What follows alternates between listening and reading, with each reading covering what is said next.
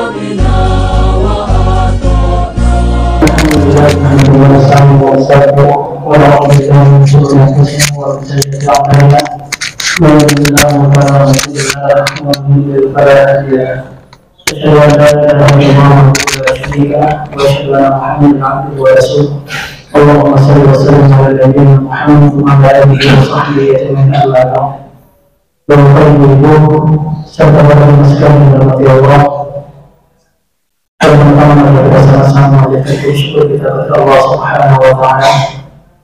Di mana pada sampai detik ini Allah Subhanahu wa taala masih berikan kita berbagai kenikmatan. Di mana semua dengan kesehatan yang panjang sehingga alhamdulillah kita sekarang sudah memasuki malam Ramadan 2024. Besar harapan kita kepada Allah Subhanahu wa taala agar ibadah-ibadah yang telah kita kerjakan, baik puasa kita, sholat kita, tilawah Al-Quran kita, infak sedekah yang telah kita keluarkan diterima oleh Allah Subhanahu wa taala. Amin ya rabbal alamin. Bapak Ibu yang dirahmati Allah, di dalam kehidupan dunia ini, ketika kita beribadah, terkadang kita bersemangat beribadah kepada Allah. Namun terkadang kita merasa malas beribadah kepada Allah. Kenapa itu bisa terjadi? Kenapa itu bisa terjadi? Jawaban yang paling mudah adalah karena itu adalah takdir dari Allah Subhanahu wa taala. Allah menakdirkan kita hari ini bersemangat beribadah kepada Allah dan besok kita malas. Namun jemaah Allah, segala sesuatunya itu pasti ada sebabnya. Pasti ada sebabnya. Yang menyebabkan seseorang bersemangat beribadah kepada Allah dan malas beribadah, tidak mau sholat karena malas, tidak mau puasa karena malas, tidak mau ke masjid karena malas, tidak mau baca Quran karena malas, dan masih banyak lagi amal soleh dan ibadah yang ditinggalkan karena sifat malas. Dan gara-gara sifat malas ini, seseorang terhalang dari banyak amal soleh dan ibadah. Maka sungguh dia sangat merugi. Karena apa? Sebab berapa banyak peluang pahala yang tidak bisa ia dapatkan. Allah, apa sebabnya? Sebabnya adalah karena kondisi hati. Karena kondisi hati. Jadi masalahnya itu adalah hati. Ketika hatinya sedang sehat, ketika hatinya sedang bersih, ketika hatinya sedang saleh, maka pada saat itu dia bersemangat beribadah kepada Allah. Namun ketika hatinya kotor, ketika hatinya sedang berpenyakit, maka pada saat itu dia merasa malas untuk beribadah kepada Allah Subhanahu wa taala. Jelas Allah. Sekarang yang menjadi pertanyaan bagi kita adalah, apakah kondisi hati yang sudah terlanjur kotor, kondisi hati yang sudah terlanjur sakit bisa disembuhkan, bisa diobati, bisa dibersihkan? Jawabannya adalah bisa. Tentu dengan izin Allah Subhanahu wa taala.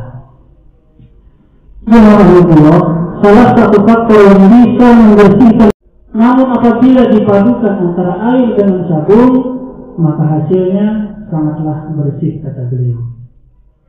Allah, maka di bulan Ramadan ini memadukan antara puasa dengan Al-Quran, efeknya itu sangat dahsyat untuk membersihkan hati-hati kita.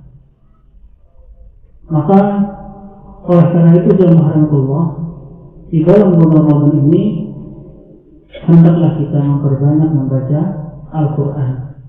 Hendaklah kita memperbanyak membaca Al-Quran. Hatamkan Al-Quran.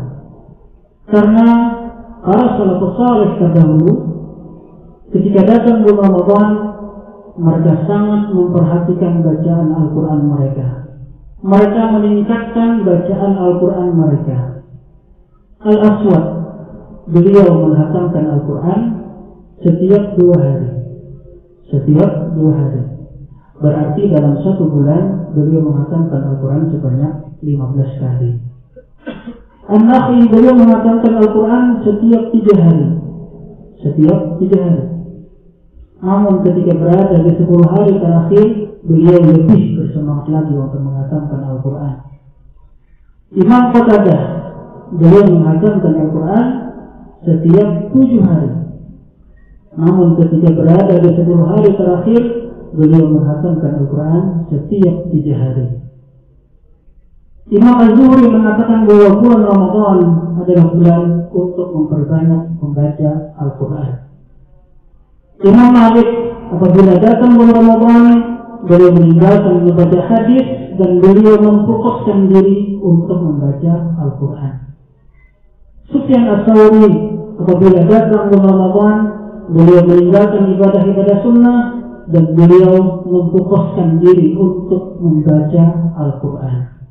Jemaah Allah, masih banyak lagi riwayat tentang perhatian para salafus saleh terdahulu di bulan Ramadan terhadap Al-Quran. Mungkin kita tidak bisa mengikuti jejak orang-orang saleh terdahulu, tapi mari minimal kita bisa menghatamkan Al-Quran di bulan Ramadan ini 1 kali. Syukur-syukur bisa 2 kali, syukur-syukur bisa 3 kali. Karena semakin banyak ayat-ayat Al-Quran yang kita baca, maka semakin bersih hati kita. Semakin banyak waktu yang kita gunakan untuk membaca Al-Quran, maka waktu tersebut mendatangkan keberkahan dari Allah Subhanahu wa Ta'ala. Namun ketika kita jarang membaca Al-Quran, maka hati kita semakin kotor. Ya Allah, mudah-mudahan Allah Subhanahu wa Ta'ala memberikan kekuatan kepada kita, memberikan pertolongan kepada kita, sehingga kita bisa memanfaatkan bulan Ramadan ini untuk membersihkan hati kita dan menjadikan Al-Quran sebagai penyembuh di hati kita, cahaya-cahaya di dada kita, penghibur di kala kesedihan, dan mengusir segala kegalauan yang kita hadapi. Jemaah Allah, mungkin hanya ini yang dapat saya sampaikan. Saya hilangnya dimaafkan.